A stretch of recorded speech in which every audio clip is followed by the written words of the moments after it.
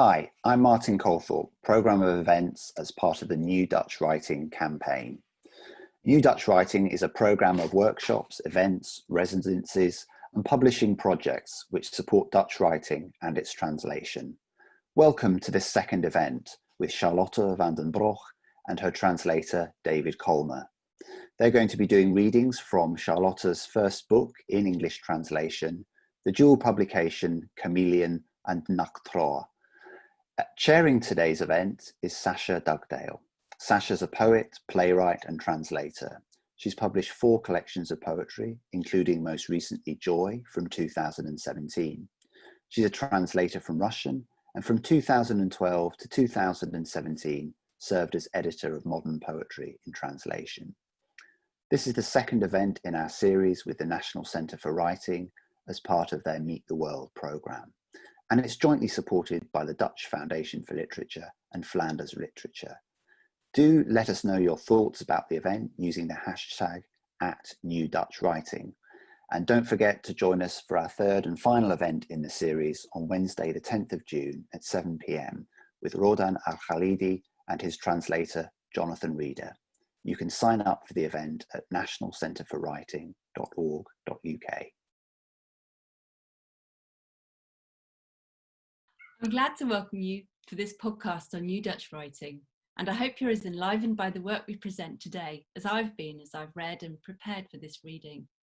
During this period of quarantine and self-isolation, it's important to keep contact with each other and sustain our conversations about art and literature. And of all the genres, poetry is particularly well suited to this new world of Zoom and YouTube clips because it excels in short snippets of words and work. So we've borne that in mind as we've designed today's event, which combines short readings of 10 minutes and discussions of poetics, of translation, poetry and translation, and the movement between different cultures. So without more ado, I'd like to introduce today's speakers, the poet Charlotte van den Broeck and translator David Colmer. Charlotte van den Broeck is a Belgian poet. En route to poetry, she studied English, German, and also drama at the Royal Conservatoire in Antwerp. She's published 2 collections of poetry in Dutch, Chameleon in 2015 and Nachtroer in 2017. Both of these were widely acclaimed and shortlisted and received prizes, and they've been brought together by Broeck Books into her first English language collection, which is simply called Chameleon Nachtroer after the two separate titles. I mentioned Charlotte's theatre and her dramatic training because she's renowned for her distinctive performances. And these are, as I understand it, very particular to Charlotte because in them she's searching for the speakability and experience of oral poetry. And watching the videos as I prepared for the reading, I can really see how this search is manifested. It's a very immediate and very conversational style of delivery. So I'm really, really excited to hear Charlotte read today and to talk to her about the oral medium of poetry. David Colmer is an Australian translator of mainly Dutch literature, and his work encompasses, it seems to me, most of Dutch literature. He's a translator of enormous experience, skill, and genius, and he covers a huge range of genres, being an acclaimed and prize-winning translator of both children's literature, prose and novels, and poetry of all ages and forms. As editor of modern poetry and translation, I had the honour of publishing a great deal of David's work. And in fact, in the very first issue I published, I had a beautiful selection of work by David, translations of the Dutch poet Menno Wigman. And I wasn't actually able to turn down any of David's translations, even when the issues were completely full to bursting, because they were always so fine. And I put this down to David's wonderful musical ear and his great sense of form and shape. So I'm really interested to ask David how he tackled translating Charlotte's poems and what the particular challenges were. But right now, I'm just going to hand over to David and Charlotte, and they're going to read from Chameleon, and they'll read for about 10 minutes together, and then we'll come back and have a discussion about the poems. David and Charlotte. Some places are so small they fit under a fingertip. I tried to point where it was, but hardly know myself by now. Still standing in the debris of forgetting is my grandfather's bookcase. And the Sunday afternoon, we read the Atlas together, his finger on the capital of Romania. A splendid collection of little whores they have there, he said. And I thought that a whore must be something like the Eiffel Tower, and was offended he never brought one home for me in miniature. Later, boarders and grandfathers turned out to be relative. Only that afternoon is written in embossed letters on the pages of the Atlas as the afternoon I still saw him as a first-rate guide. Vnanadalsnukker. Vingertoppen, zuignappen, vooral niet slapen nu. Als je niet gaat slapen nu, dan kunnen we praten nu. Dan zullen we praten hier, boven deze lakens, over de bleke heuvels aan de andere kant van het water. De zoden van het gras waarin we zaten, waarin we nog niet samen zaten. Zomers die we afzonderlijk meemaakten, het lichter van onze haren en het langer van de dagen hier. Boven deze lakens vooral niet breken nu. De schorpioenen in mijn boekenkast zijn op reis vannacht. Het is veilig nu. De warmte op de ramen, de damp op je verhalen. Het is bijna ochtend. Boven deze lakens nog een laatste uur hier. In mijn lome lendenen blijf. Nog even praten nu. In de lome lendenen van mijn lijf over buikholtes. Komkommertijd. Een ver land in mijn oren, over takken van robuuste bomen langs de klanken van de woorden. Hier, koortstromen, hier, knoesten van handen en kommen van dorst. Witte lelies voor een woonkamer. Vooral niet slapen nu, aanraken nu. De wanden vergeten blauwdrukken. De onschuld van een regenworm in een kindermond. We kunnen praten hier, boven deze lakens. Vanadalsnukker. Fingertips, suction pads, whatever else, don't fall asleep now. If you don't fall asleep now, we can talk now. We can talk here, above these sheets, about the pale hills across the water, the clumps of grass in which we sat, in which we did not yet sit together, summers we experienced separately, the lightening of our hair, the lengthening of the days, here, above these sheets. Whatever else, don't break now. The scorpions in my bookcase are abroad tonight. It is safe now. The warmth on the windows, the mist on your stories. It is almost morning above these sheets. The final hour. Here in my languid loins, stay. Keep on talking now in my body's languid loins about abdominal cavities, the silly season, the distant country in my ears. The boughs of sturdy trees past the sounds of words. Here, fever dreams here, above these sheets, gnarled hands and bowls of thirst. White lilies for the living room, the walls, forgotten blueprints, the innocence of earthworms in a child's mouth. We can talk here, above these sheets. Chameleon. The room's running a temperature, and night is the patchwork quilt. First the call, and then the quivering. And so we wait, backs aimed at each other like two high-strung bows. I could do it. I could pop your backbone like bubble wrap. We will probably lose all substance anyway, that which is permanent in the things that change. But everything changes, and nothing remains equal to itself. We too change, slowing down, growing scales on our shoulder blades. We curl up our tongues until our mouths are full of loosed silence. In the terrarium, the female chameleon starts to glow. She takes on the color of postcoital cheeks, of men whose only postcard home goes to their local pub, the kind of red that only comes in shades of shame. Yeah, since my birth, an enormous bull's head has raged in my mother's belly. It storms through her abandoned body, gouging scars in the fellow mother. Sometimes she doesn't quite know who I am, and this is disconcerting, as she once was a perfect fit.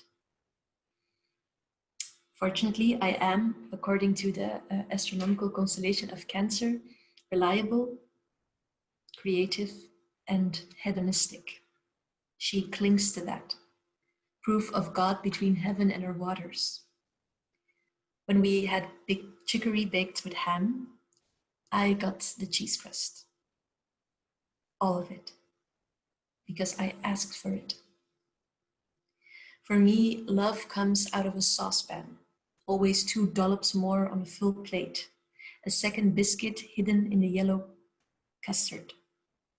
That is a common form of maternal behavior, stuffing the kid. Feeling the hollow I'd left in her, she wanted me full and round. And one morning I announced the budding breasts. My mother was a mess for days on end. Finally, I got a bra, one with Hello Kitty on it. Inside her belly, the snorting bull's head thumped. A hollow only becomes a hole when nothing else fits it. Slowly, we fossilized into 2 separate creatures. It's hard to say which of us became the insect and which the ember. Thanks very much for those beautiful readings. I'd like to ask a few questions before you carry on with the second reading. And my first is to Charlotte, and it is about this very distinctive delivery and the performance of your poems, which seems to owe an awful lot to perhaps sort of dramatic understanding of space and intimacy. And it reminds me of a particular form of quite intimate theatre. And I wondered if you could talk a little bit about that and whether it felt very natural to speak your poems as you do, or whether it was something that you actually gave it some thought to or have a philosophy behind. It usually feels very natural, but in this digital surrounding, it was quite artificial for me because, as you pointed out in your question, it's a dramatic approach that really engages between a theatrical context, so a space, and the intimacy of the almost narratological choice to narrate in a more intimate way. So this tension between being in an external space, showing an internal space is very weird on a medium such as this. I can see you, but it's just me in front of a webcam, of course, so it's a bit more artificial. But I try to search, it doesn't always work maybe, but search for a dramatical approach on poetry. So to really look at the speakability more than the form, and sometimes the form is the speakability, and sometimes the form is obnoxious and it's in your way. So I try to play with that so that it, and really handle it as a dramatic text. But it's better when there's an audience, of course, a live audience.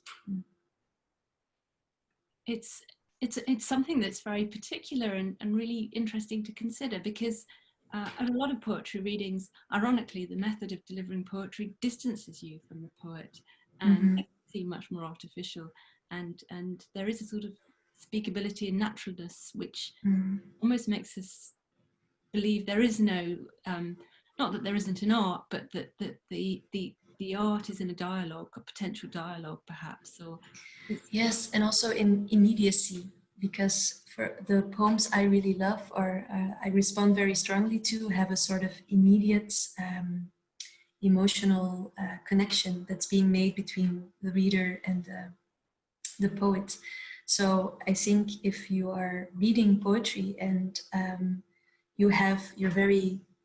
you stick to the page and you really just read what you wrote at home, there is a distance not only in time but also in space from the work. And I would love to explore how to create immediacy between the audience and the poet. Yeah. That certainly happens.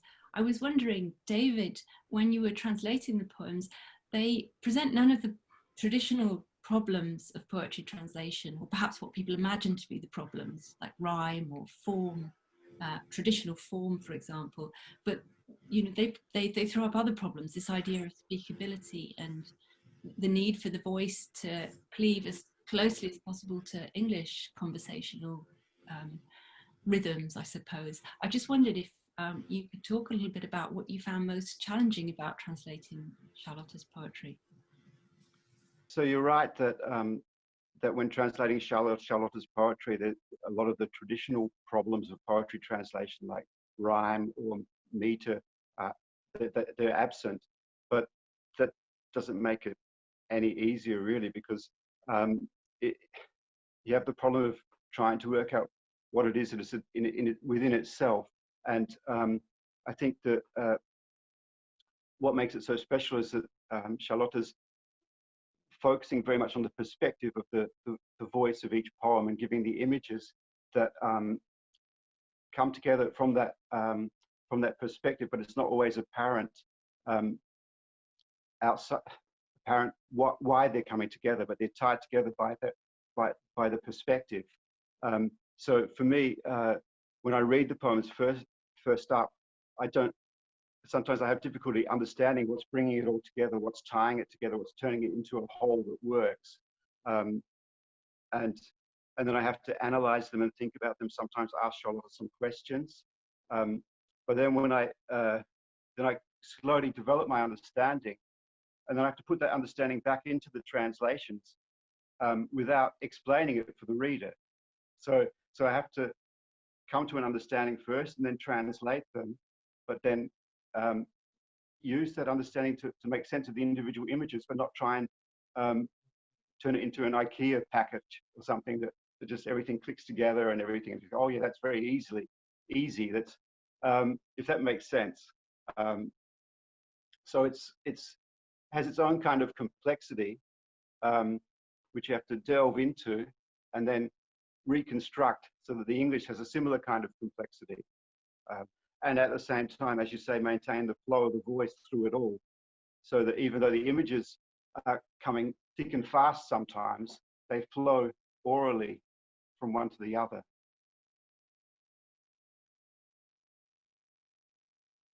When you read the poems just now, I was really struck by a phrase, a phrase that I picked up in my reading of the book, and it's in Chameleon, and it's towards the end of the poem, she takes on the colour of post-coital cheeks of men whose only postcard home goes to their local pub, which is just a sort of fantastically compressed image. And I just wondered if you could talk a little bit about the translation of that image and how it read in Dutch and what kind of manoeuvres you had to make to render it in such compressed English. It was quite elusive, the phrase. Yeah, it was a very difficult phrase to translate, actually. I'm just trying to look it up in Dutch here. But I've just... So in Dutch, voor mannen die op vakantie enkel kaartjes naar hun stamkroeg schrijven. Of men who on holiday only send cards, only write postcards to their local. Which is kind of entangled. So it was really hard to find a direct way to express it, which was unambiguous. So I mean, we can talk about our local, but in the context, you might not immediately realize that it's talking about your local pub. So yeah, and then right. Sorry. I just wanted to say that it's a fantastic phrase because it's endlessly reverberating as a line in poetry. There's just, you could unpack it for weeks, couldn't you? And it is in itself a sort of 3-act drama, that line. It's great. It's a fabulous line, and it's funny how you read it in Dutch and it's immediately there, but then it's not always evident how you have to convey that in English. So I think that the thing that really struck me about the poems is how packed with images they were, and how quick-footed you had to be, how light-footed you had to be to reproduce them in English at the same level of intensity. yeah, that's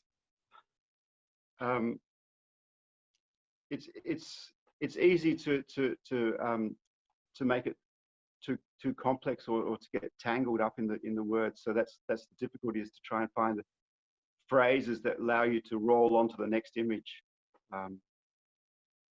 And we had a collaboration. So sometimes Charlotte, after she read the translations, then sometimes she had little suggestions that she would like to rephrase a certain line in a different way to make it easier to read. So that helped, because she was already in the draft stage. She was already reading the translations with an eye to performing them.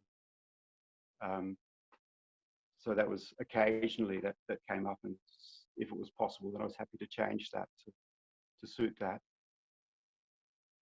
Charlotte, I'll ask one more question before you go into your second reading, and that's a question about the theme of Chameleon, the first part in the Blood Axe book, and it's about the way that the innocence and knowingness are somehow intertwined in that collection. There's a sort of naivety and irony, and the collection opens with a quote from Schiller's On Naive and Sentimental Poetry, which I wanted to read out because it's such an amazing quote. Actually, it's a brilliant thing to start a collection with.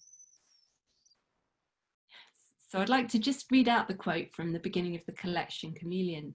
And it's a quote by Friedrich Schiller on Naive and Sentimental Poetry. And it's a brilliant quote to start a collection. And it reads like this: "After nothing does the womanly desire to please strive so much as after the appearance of the naive. Sufficient proof, even if we were to have no other, that the greatest power of the sex reposes in this property." And I just wondered, Charlotte, if you could talk a little bit about that interplay of naivety and knowingness, of irony, and sort of skating above the naivety in the collection, as it's one of the most fascinating aspects about it. Yeah, I started writing poetry when I was about 21, and my debut collection came out when I turned 23. So I started writing late, I guess, since some people write poems all their lives, and published quite early. So of course I felt very naive towards poetry to begin with. I had a very intuitive response to the genre, but I was not an expert, or I didn't consider myself to have any authority on my own writing. So that was a first poetical problem for me. And I was studying English and German literature at the time, and I was obsessed with feminist theory. I was having my own my coming of age. I was experiencing that through Toril Moy and Ingeborg Bachmann and all these feminist thinkers. And I was reading Schiller, and I came across this quote. And in my first reaction, I was very angry. And then I thought, but maybe he's also right. Maybe he's right by saying it in that sense that naivety is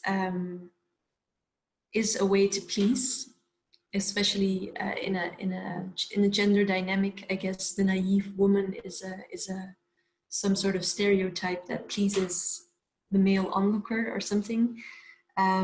But it's, if one pretends to conduct herself in a gullible or naive manner, it's also a sort of subversive strategy towards the one who wants to see her like that. So I started thinking about the dynamic between being naive and pretending to be naive, and what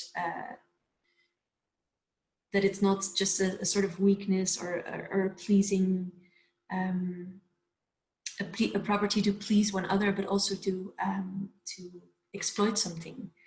And I took that motive of the apparent naive throughout the collection and use it as a sort of strategy that enrolls in a coming of age journey about sexuality and being a girl and being a mother and being a young woman. So that's how Friedrich Schiller helped me to form the collection. Really, it all formed around that citation.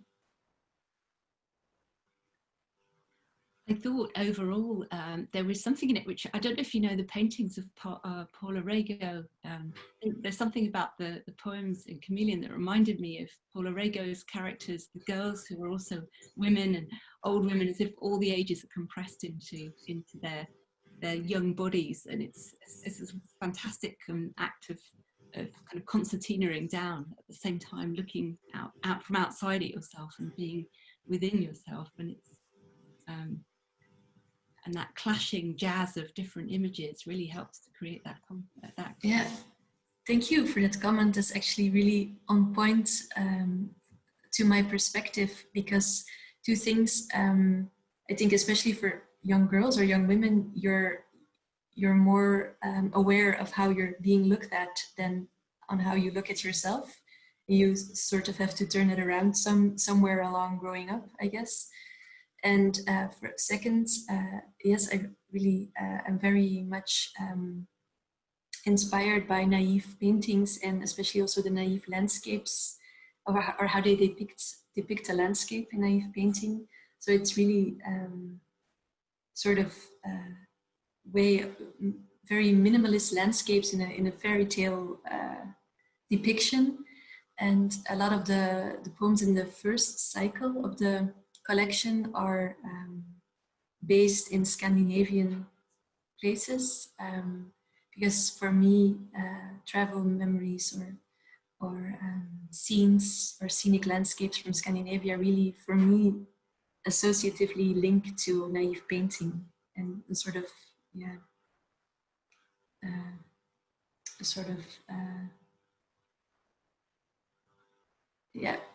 a painted landscape. Yeah.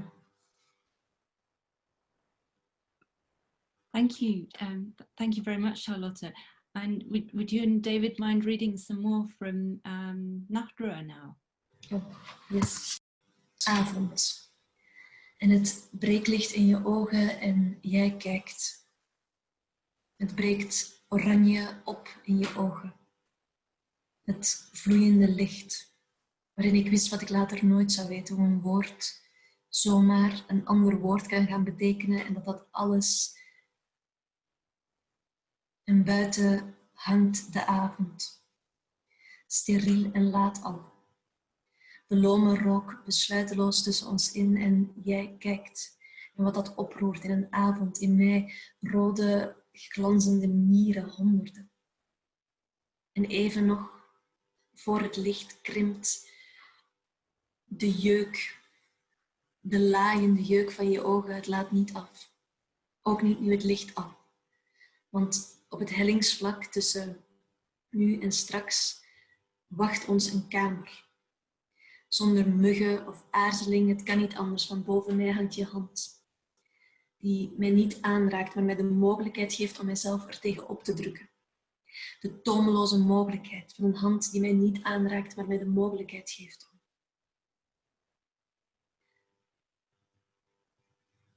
Wachten. Zwellen. Het is bijna hetzelfde.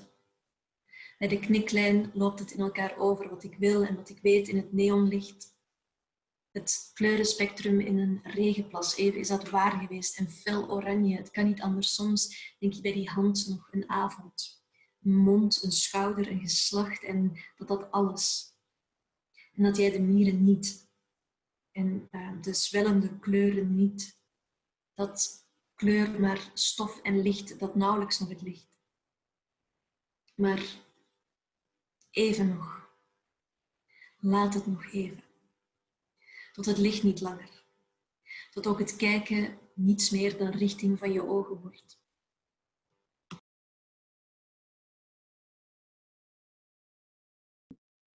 Evening, and the glow sticks in your eyes and you are looking. Its orange snapped into your eyes, the liquid light in which I knew what I would never know again, the way a word can come to mean another word just like that, and how it all, outside the evening's heavy in the air, stale and already late, the sluggish smoke irresolute between us, and you looking, and what that stirs in an evening in me, bright red ants, hundreds for a second before the light shrinks, the itch, the raging itch in your eyes that will not ease, not even now the light. Because on the slipway between now and later, a room awaits with neither doubt nor mosquitoes. How else could it be with your hand dangling over me? Not touching, but giving me the possibility of pushing up against it. The boundless possibility of pushing up against a hand that is not touching me, but giving me the possibility to. Waiting and swelling are almost the same, leading into each other at the tipping point of what I want, what I know in the fluorescent light, the spectrum in a puddle. For a moment it was true and bright orange. Sometimes it can't be any other way. In my mind I expand the hand with an evening, a mouth, a shoulder, a crotch, and that at all. And you don't let the ants and the swelling colours. That colour is only dust and light, that the light can hardly, the evening still bright orange. Leave it a while, until the light no longer, until the looking to is only the direction of your eyes. Don't lean too far now. The evening is squeezing out the light and our breath. Bump blew the skin. The pounded war drum for the shortfall inside of us. The house admits to being divided into banana boxes and possessive pronouns. The bookcase into left and right. Yours, the maps, the Russians, and the complete Marques. I get dictionaries in all languages, biographies of dictators, and yes, poetry, now of all times refusing to speak. You ask, which bird was it that tears its own breast with its beak? The pelican gets no further than the tip of my tongue. Now I know that morning starts by bumping your elbow and radiates into your fingers. Preemptive anesthesia before they touch again. 1. Lying in the field are a boy and a girl who stir memories of before. I suspect they're us, 8 years ago, but they look so much like strangers that I don't walk up to warn them that they've remembered it all wrong. There were no birds flying overhead that day, no snow or ice on the field. October still. The reeds around the nearby pond were dry and hacked. In the background at intervals the sound of a car on the road, otherwise nothing. I don't tell them that here between the last mosquitoes and the first kisses, they will come up with the names of the kids, that the shipyard has become a silicone factory in the meantime, or that he should let go of her hand now to get used to later, when they will only touch each other by accident and awkwardly. I don't say anything because it was exactly like that, the way they're lying there, the surrender, the blind light of the afternoon, and later, the poems about it. I'd like to ask a few more questions about the second part of the book, Nachtroer, which was written, as I understand it, 2 years after Chameleon. And in a recent review that I read in Asymptote, the reviewer noted a change in tone and style in the second book. And I thought I'd ask David, actually, as the translator, because I know that you've spent a long time with the texts and feeling for the tones and the shifts in tone. And I wondered what your feeling was about the difference between the two books, whether you felt that you were expressing something differently in the English when you were translating Nachtroer.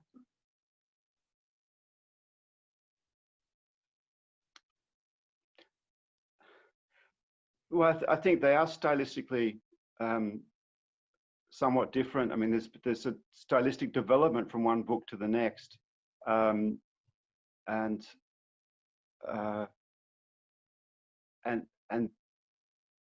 thematically, I think it's also quite different. If only it's from a different perspective in life, I think. So I think many of the poems in Chameleon are a bit simpler, I think, are clearer than the poems in Nachtroer, which are, I think the lines are longer, and the transition from image to image is maybe denser. So I think in a way that made them harder to translate. It was so especially the first section of Chameleon, it was quite clear. The structure of each poem was quite clear. The way that it fitted together, I didn't have that much trouble with it. And then if you look at something like even like the title poem Nachtroer, which was actually the first poem of Charlotte's I ever translated, I think, there's much more images rushing at you and then trying to keep them apart to try and think how to make it work in English the same way that it works in Dutch. So I think that was more of a challenge. I mean, it was all a challenge, but that was even more of a challenge. When we were discussing the translations, we actually split it into two sections. So I sent Chameleon first, and we got that out of the way, and then I sent Nachtroer afterwards. So kind of like, in a way, that broke it up, translating it into two books to work on separately to a degree, although concurrently. I realise in hindsight that wasn't a very fair question to ask, because as a translator you're actually in the text, aren't you? You're never looking at it as a critic looks at it, and you're actually, it's a sort of act of, you're kind of passing it through you, so it's very difficult to analyse shifts in tone, except maybe only as they affect your personal barometer, maybe as you're translating. Well, it wasn't a question I'd prepared for. I wanted to ask Charlotte the same really, something I really wanted to gauge your feelings on how the second collection was different from the first collection. And I mean, for me, it was very much about tone, and yes, perhaps also preoccupation, but primarily tone, and also a sort of sense that the language had become slightly looser. And I was even noticing that the punctuation was less defining, and sentences often had a kind of ambiguity to them that was really interesting to deliver too, actually, to perform, because that sort of ambiguity at a linguistic level, when you actually have to perform it, it is demanding. You have to be able to sort of sit on the fence of the line and not fall into a particular mode, I suppose.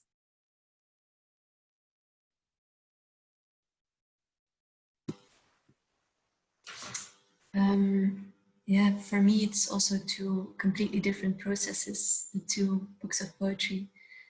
As I mentioned earlier, the first book was very intuitively written, and maybe also bold, as in the way that it wasn't, I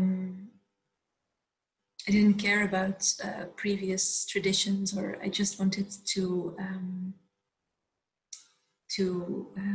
express the flow of the language. So there's a lot of assonance in the first collection, and it gives a certain flow of fluidity to the lines, which helped me a lot in performing. But when my debut collection came out, I started reading a lot, started performing a lot, and I was like a sponge, and I got a lot of things back from the work. And when I started writing again on my second collection, I had to problematize my my belief, my intuitive belief in fluidity and flow, and I had to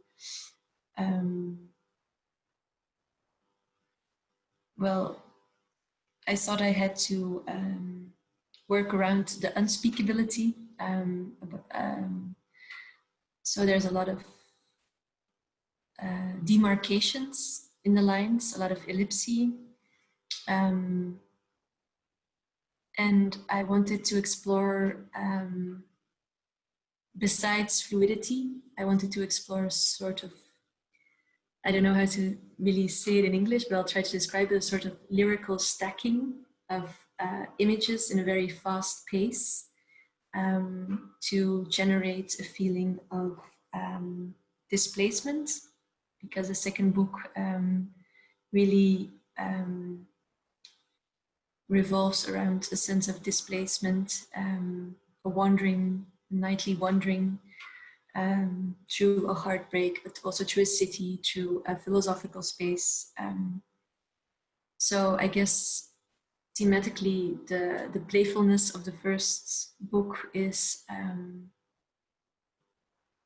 lost a bit, and more linguistic and philosophical questions came to the foreground, and also more of a form experiment for me, if that answers the question a bit. Yeah. Thank you. That's a beautiful answer. I really like the idea of lyrical stacking. I think that's a brilliant way to describe it in English. Actually, something I'm going to use in the future. The idea of stacking images up fast and furious is really brilliant. I think that's just about all we have time for today. So I'd like to thank both David Colmer and Charlotte van den Broek for their brilliant, insightful comments and for their wonderful readings. It was really a really brilliant session. And I also feel quite frustrated because I feel like there's lots more questions, which it should just carry on and seamlessly move to the pub, the virtual pub down the road. Do join us for the next event in our series on Wednesday, the 10th of June at 7 p.m. with Rodan Al-Khalidi and his translator, Jonathan Reeder, which is chaired by Rosie Goldsmith. You can sign up for the event at nationalcentreforwriting.org.uk. And you can also comment on this conversation on YouTube and on Twitter with the hashtag #NewDutchWriting. Thank you very much.